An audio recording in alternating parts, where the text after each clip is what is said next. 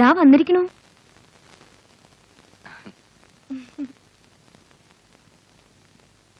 നിന്നോട് ഇവിടെ വരരുന്ന് ഞാൻ പറഞ്ഞിട്ടില്ലേ? ഇത് ആൺകുട്ടികൾ മാത്രം താമസിക്കുന്ന വീടാ. എന്നാ 2 പെൺകുട്ടികളെയും കൊണ്ടുവന്ന് താമസിപ്പിക്കേ. നീ എന്തിനാ പറഞ്ഞ് വന്ന്? കഴുത. ഇങ്ങേരുടെ തൊള്ള ഉറക്കല് കേട്ട കഴുതയല്ലാതെ ബുദ്ധിയുള്ള വേറെ ഏതെങ്കിലും മൃഗം വരുമോ? ഓ, എന്നെ അനന്തപത്മനാഭൻ സാറിന് ഇത്ര കലാബോധമില്ലാത്തൊരു മരുമോൾ ഉണ്ടായാലോ എന്റെ ഈശ്വര. ആ, നിന്റെ അമ്മയെ പോലെ ഒരു പെങ്ങളുണ്ടാവാങ്കി പിന്നെ ഒരു അനന്തരവൾ ഉണ്ടാകാനാ വിഷമം. അറിഞ്ഞില്ലേ അമ്മാമ്മ പെണ്ണ് കെട്ടിയത്? നിനക്ക് വേറെ വല്ല ജോലിയുണ്ടോ? കണ്ട സിനിമാ വാരികളൊക്കെ ഗോസി പോന്നു വെച്ച് അതൊന്നും സത്യമാണെന്നില്ല. സത്യമാണെന്ന് ഞാൻ പ്രാർത്ഥിക്കണേ. എനിക്ക് അവരെ അത്ര ഇഷ്ടാ. സുധയുടെ ഒരു ഫാനാ ഞാൻ. എന്ത് സുധയ? അയ്യടാ, സംഗതി സത്യമാണെങ്കിലേ അമ്മായിയാ, സുധ അമ്മായി.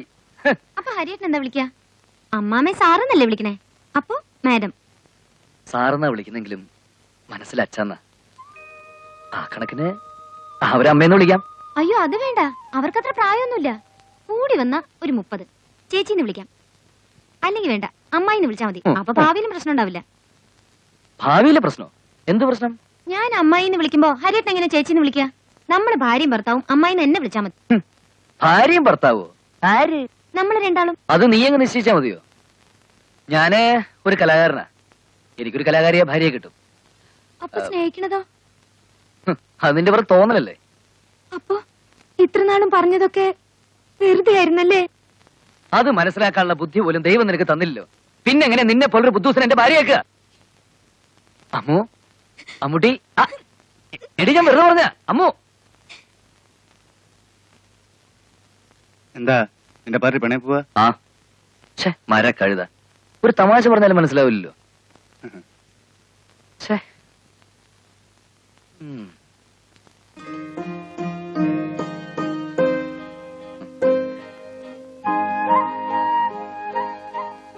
ഇയാളിനി എന്നാടോ ഊട്ടിക്ക്? പരീക്ഷ കഴിഞ്ഞിട്ടുള്ളൂ. അതിനി അധികം ദിവസം ഇല്ലല്ലോ. സൂക്ഷിച്ചോണം. ഞങ്ങൾ ഇറങ്ങാം. നീ അവിടെ ചെന്ന് അംഗം വിട്ടൊന്നും വേണ്ട. ചെന്ന് പരിചയപ്പെട്ട് സന്തോഷമായിട്ട് തിരിച്ചു പോരുക. അല്ലേ ഹരി?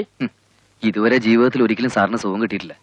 ഈ ഒരു ബന്ധം കൊണ്ട് അത് കിട്ടുമെങ്കിൽ നമ്മളായിട്ട് തന്നെ തടസ്സം നിൽക്കുന്നു. അതെ, നിങ്ങൾ ആരും ഒന്നും പറയണ്ട.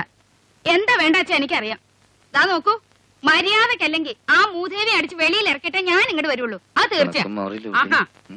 കേരള ഇങ്ങോട്ട്. ഓ, അതിനിടയിൽ അവിടെ ഒരു ശൃംഗാരം.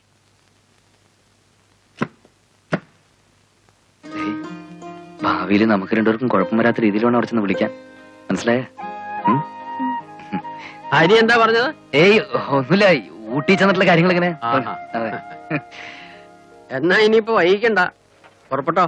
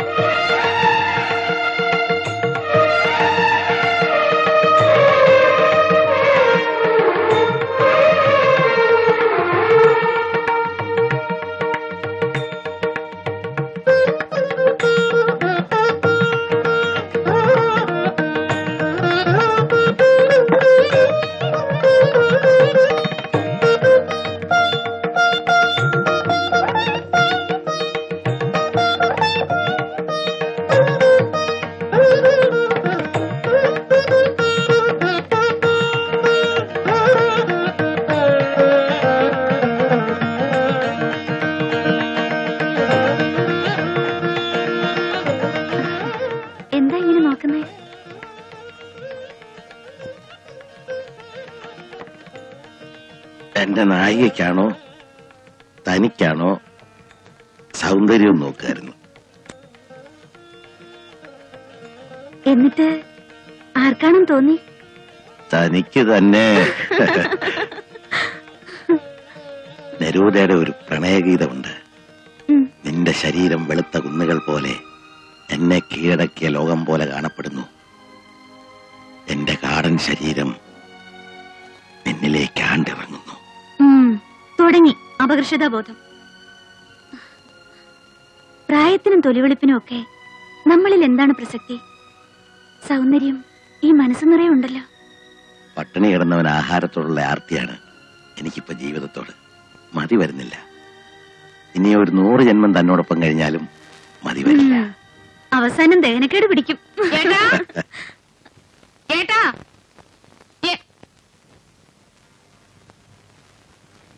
ഒരുമ്പട്ടോളെ ആരാണെന്നോ നിനക്കെന്നെ മനസ്സിലായില്ലടി? ഓട്ടക്കാരി. ഓ, അവളൊരു മായാമോഹിനി. വിടേട്ടെ, ഇത്രയും കാലം എന്റെ ഏട്ടൻ ഇതുപോലൊരു പേരുദോഷം കേൾപ്പിച്ചിട്ടില്ല. എന്റെ മുമ്പ് ഇത് എന്റെ ആങ്ങളെ വശീകരിച്ചെടുത്ത് തറവാട്ടമ്മ ചമഞ്ഞ് നിൽക്കുന്നവള് നിന്നെ എന്നോട് വഴിക്കത്തില്ല. ഇപ്പൊ ഇറങ്ങണം. ഒരു ഈർക്കിലിക്കൊടി കൊണ്ടുപോലും എന്നെ നോവിച്ചിട്ടില്ലാത്ത എന്റെ ഏട്ടൻ നീ കാരണം. അതാണ് നിന്റെ തകരാറ്. എന്നെ എന്തുവേണമെങ്കിലും പറഞ്ഞേ. താനപ്പുറത്തേക്ക് വയ്ക്കൂ. പറഞ്ഞു കേട്ടില്ലേ? ഏട്ടൻ ഇങ്ങനെ മാറിപ്പോകുന്ന ഞാൻ സ്വപ്നത്തിൽ പോലും കരുതിയില്ല. എന്നാ ഇനി കരുതിക്കോ. ഏട്ടൻ എന്നെക്കാളും വലുതാണ്. വിടേ, ആ വലിഞ്ഞു കയറി വന്ന പപ്പി, വാക്കുകൾ സൂക്ഷിച്ചുപയോഗിക്കണം. മറ്റാരെക്കാളും എന്തിനേക്കാളും എനിക്ക് പ്രിയപ്പെട്ടവളാണ് സുധാ. എന്റെ ഭഗവാനെ, ഇതാ എന്തിനവളുടെ കൈവശം തന്നെയാ. ആർക്കും എങ്ങനെയും വിചാരിക്കാം. കൈവശമെന്നോ ഭ്രാന്തെന്നോ എന്തും എനിക്ക് വിരോധമില്ല. ആരെതിർത്താലും ഈ ബന്ധം ഞാൻ ഉപേക്ഷിക്കില്ല. എന്നോട് നിനക്ക് ഇഷ്ടമുണ്ടെങ്കിൽ എന്റെ സന്തോഷത്തിൽ പങ്കുചേരാം. വയ്യെങ്കിൽ ബുദ്ധിമുട്ടുണ്ടാക്കാതെ ഉടനെ തിരിച്ചു പോവാം. കരച്ചിൽ വേണ്ട, ആലോചിച്ച് തീരുമാനിച്ചാൽ മതി. ഈ നിമിഷം ഞാൻ ഇവിടുന്ന് പോകും. ഏട്ടനും വേണ്ട, സ്വത്തും വേണ്ട എനിക്ക്. നന്നായുള്ളൂ. അമ്മക്ക് ഇത്തിരി ചാട്ടം കൂടുതലാ. അച്ഛനൊരു പാവാ. ഇല്ലെങ്കി അമ്മയുടെ എല്ലിന്റെ എണ്ണ എത്ര കൂടുമായിരുന്നു. നന്നായി വേദനിച്ചിട്ടുണ്ടാവും. പാവം അമ്മാമ്മ ഇങ്ങനെ പെട്ടെന്ന് കയറി അടിക്കുന്നൊന്നും ഞാൻ വിചാരിച്ചില്ല കേട്ടോ. എന്ത് പറഞ്ഞാലും ഒന്നും മിണ്ടാതെ കേട്ടിരിക്കണതേ കണ്ടിട്ടുള്ളൂ. അമ്മായിയോട് അത്ര ഇഷ്ടണ്ടാവും. അതാ അമ്മായി ചീത്ത പറഞ്ഞപ്പോ സഹിക്കാൻ പറ്റാണ്ടിരുന്നത് അല്ലേ? എനിക്ക് നല്ല ഇഷ്ടായി കേട്ടോ. സിനിമയിൽ കാണുന്ന പോലെ തന്നെയാ. അതിലും ഭംഗിയുണ്ട് നേരെ കാണാൻ. ഹരിയേട്ടൻ ഇത് വെറും ഗോസിപ്പാണെന്ന് വിചാരിച്ചു തന്നെയായിരിക്കണേ. കണ്ടിട്ടുണ്ടോ ഹരിയേട്ടനെ? ഇല്ല, പറഞ്ഞു കേട്ടിട്ടുണ്ട്. കണ്ട ഒരു സിനിമാ നടനെ പോലെയാ. നല്ല നേരവും പാട്ട് പാടുന്ന കേക്കണം. യേശുദാസിനെ പോലെയാ. അമ്മുന് പാട്ടിഷ്ടാണോ? പാട്ടിഷ്ടാ, പക്ഷേ ഹരിയേട്ടൻ എപ്പോഴും ആ ആ ആ എന്നുള്ള പാട്ടാ. എനിക്ക് സിനിമാ പാട്ടാ ഇഷ്ടം. ഹരിക്കും എന്നോട് ദേഷ്യമായിരിക്കും അല്ലേ? ഏയ്, എനിക്കിഷ്ടായ ഹരിയേട്ടനും ഇഷ്ടാവും. എത്ര നല്ല ആളാണെന്നറിയോ? അത് അമ്മൂനല്ലേ അറിയൂ. അമ്മമ്മയോട് ഞാൻ പറയട്ടെ? എന്ത്? വൈകാതെ നടത്തി തരാൻ.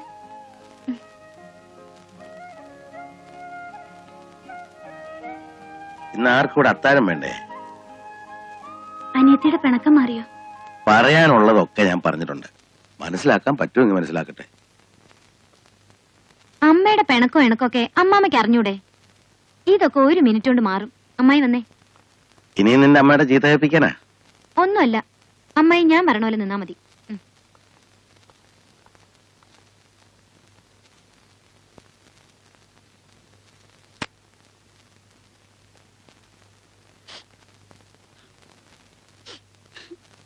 എന്നാലും എന്റെ ഏട്ടൻ ഇങ്ങനെ മാറിപ്പോയില്ല. ആലോചിക്കാൻ പോലും വെക്കാം. അമ്മേ, അമ്മായി അമ്മയെ കാണാൻ വന്നിരിക്ക. എന്നെ ആരും കാണണ്ട. അമ്മയെ ചൊല്ലി അമ്മായി അമ്മാമ്മയും എന്ത് വഴക്കുണ്ടാക്കിയെന്നറിയോ അമ്മയ്ക്ക്? അമ്മായിക്ക് വലിയ വിഷമായി. ഈ വീട്ടില് അമ്മയെ കഴിഞ്ഞിട്ടേ ആരും ഉള്ളൂന്നാ അമ്മായി പറയണേ. അമ്മയുടെ അനുഗ്രഹം വേണമെന്ന്.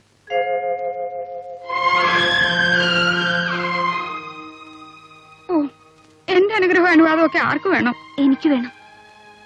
സ്ഥാനം കൊണ്ട് ഏട്ടത്തിയാണെങ്കിലും പ്രായം കൊണ്ട് അനിയത്തിയാണ്. പണവും പദവിയും ഒന്നും കണ്ട് ഭ്രമിച്ചു വന്നവളല്ല.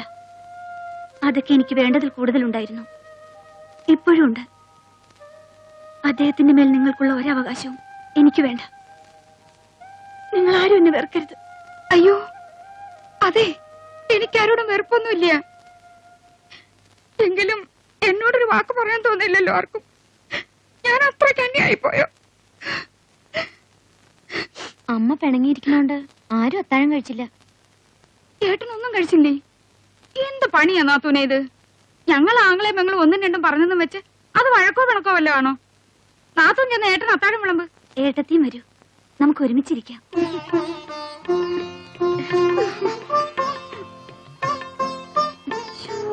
എനിക്ക് വയ്യ. ഈ നാത്തൂനെ കൊണ്ട് ഞാൻ തോറ്റു. പോയി വിളമ്പു.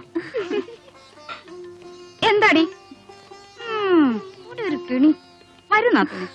നാത്തൂനും ഏട്ടനും കൂടെ എന്നാ തറവാട്ടിലേക്ക്? പരീക്ഷയൊക്കെ കഴിഞ്ഞില്ലേ? ഇനി എന്നാ ഊട്ടിക്ക് പോണം.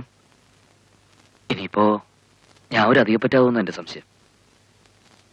അധികം പറ്റോ? എന്താ അങ്ങനെ തോന്നാൻ? ഏയ് ഒന്നുമില്ല, ഞാൻ വെറുതെ പറഞ്ഞ. ഒരു കാർ ഇങ്ങോട്ടാണെന്ന് തോന്നുന്നുണ്ടല്ലോ. അതെ അതെ അതെ, ഇങ്ങോട്ട് തന്നെ. അംഗം ജയിച്ച വരവാണെന്ന് തോന്നുന്നു. ദാ.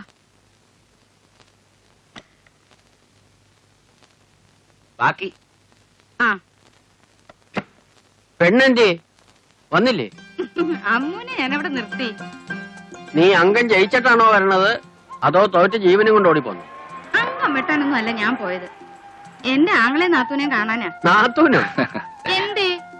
കണ്ടു, 2 ദിവസം സുഖമായിട്ട് താമസിച്ചു, തിരിച്ചു പോന്നു. ആ അപ്പൊ സന്ധി ചെയ്തു പറ. എങ്ങനെയുണ്ട് നാത്തൂൻ? ഞാൻ അന്നേ പറഞ്ഞില്ലേ, നല്ല സ്ത്രീത്വവും തറവാടിത്വവും. നീ പറഞ്ഞില്ലെന്നോ? ആ ഞാൻ പറഞ്ഞുപോയോ? നല്ല സ്ത്രീത്വവും തറവാടിത്വവും സ്വത്തും പണവും ഒക്കെ വേണ്ടോളം ഉണ്ട്. നമ്മുടെ നയാ പൈസ അവർക്ക് വേണ്ട. ആ ചിരി കണ്ട കുത്താൻ നിൽക്കുന്ന പോത്ത് പോലും ഒന്ന് മയങ്ങും. നല്ല പെരുമാറ്റം. അത് പിന്നെ നടിയല്ലേ, അഭിനയിക്കാൻ ആരും പഠിപ്പിക്കണ്ടല്ലോ. എന്തായാലും എന്റെ ആങ്ങളയ്ക്ക് ചേർന്നോളാം. എനിക്കത് മതി. എന്നെ കുറിച്ച് എന്തെങ്കിലും ചോദിച്ചോ? ഒരിക്കൽ എന്തോ പറഞ്ഞു കേട്ടോ. മറ്റാരുടെ കാര്യം അന്വേഷിക്കാൻ അവർക്ക് നേരം? ഏത് നേരം ചിരിയും വീണവായനയും ഡാൻസും ഒക്കെയാ. ഈ സിനിമയിലൊക്കെ കാണുന്ന പോലെ രണ്ടാളെന്നേ. 2 പേരും കൂടി ഇരിക്കേണ്ടത്തേക്ക് ചെല്ലാൻ എന്നെ ചളിപ്പാ. വയ്യേ. ഹരിയേട്ടൻ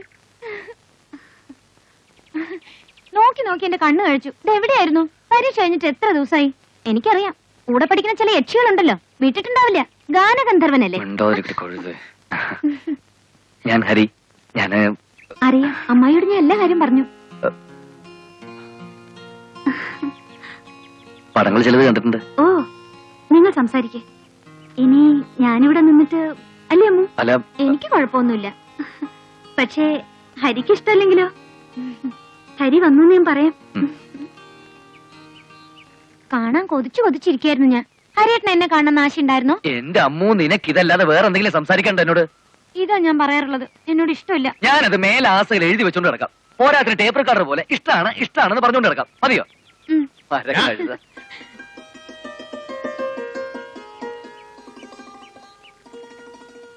വന്നിട്ട് നിന്നെ ഒന്ന് കാണാൻ പറ്റിയില്ലല്ലോ. ഇപ്പൊ ഒന്നുള്ളൂ. എന്താന്ന് ക്ഷീണിച്ചു പോയത്? ക്ഷീണമൊന്നുമില്ല. എന്താ ഇത്ര ചിരിക്കാൻ? എല്ലാരും പറയണ തടി വെച്ച് ബന്നു പോലെ ഇരിക്കണമെന്നാ. അത് നിന്റെ കാര്യ. ഹോട്ടൽ ഭക്ഷണവും വാടക വീട്ടിലെ താമസവും ഒക്കെ ആയിട്ട് ശരീരം ശ്രദ്ധിക്കുന്നില്ല. വാ ചോദിക്കട്ടെ. പരീക്ഷ ഒക്കെ നന്നായിരുന്നല്ലോ അല്ലേ? നീ എന്താ അതിന്റെ പ്ലാൻ? സാർ തീരുമാനിച്ച് പറഞ്ഞാൽ മതി. ഞാൻ മദ്രാസില് ബാലമുരളീകൃഷ്ണനോട് സംസാരിച്ചിരുന്നു നിന്റെ കാര്യം. അതിലിപ്പോ വേണ്ട, കുറച്ചാൾ എന്റെ കൂടെ നിൽക്കുക. സാറിന്റെ ഇഷ്ടം. നീ ഒന്ന് ഫ്രഷാ, നമുക്ക് പുറത്തു പോണം.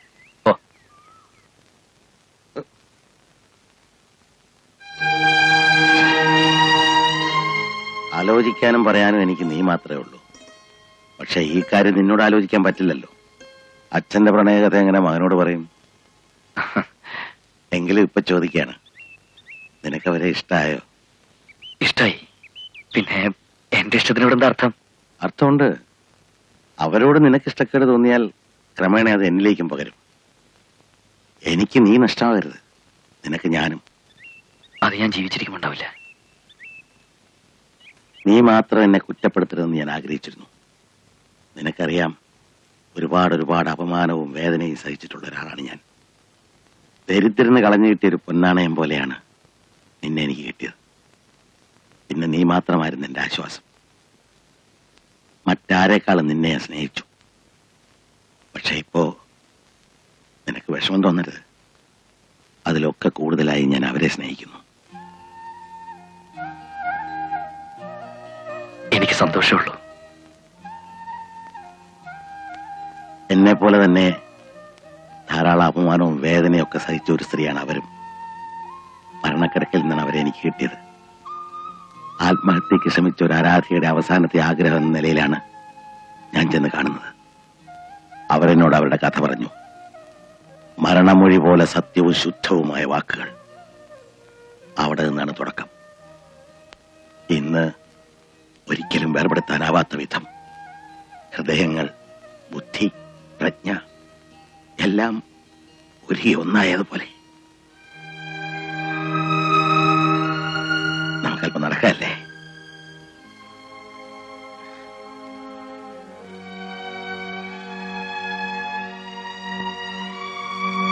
ഞാൻ പറയാൻ ഉദ്ദേശിച്ച മറ്റൊന്നാണ്. പണ്ടൊന്നുമില്ലാത്തൊരു ഭയം, രംഗബോധമില്ലാത്ത കോമാളിയെക്കുറിച്ച് ഏത് രസച്ചരടും പൊട്ടിച്ചെറിഞ്ഞ് മൂപ്പര് കടന്നു വരും. പുഴക്കരയിലെ പൊന്മാനെ പോലെ മരണം ഏത് നിമിഷമാണ് എന്നെ കൊത്തിക്കൊണ്ട് പറന്നു പോവുക എന്നറിയില്ല. പ്രായത്തിന്റെ പ്രയോറിറ്റി എനിക്കാണല്ലോ. ഞാൻ പോയാൽ അവൾ അനാഥയാകരുത്. എല്ലാ ബന്ധങ്ങളും അറുത്തെറിഞ്ഞിട്ട് വന്നവളാണ്. ഒരു മകനെ പോലെ ഹരി ഉണ്ടാവണം.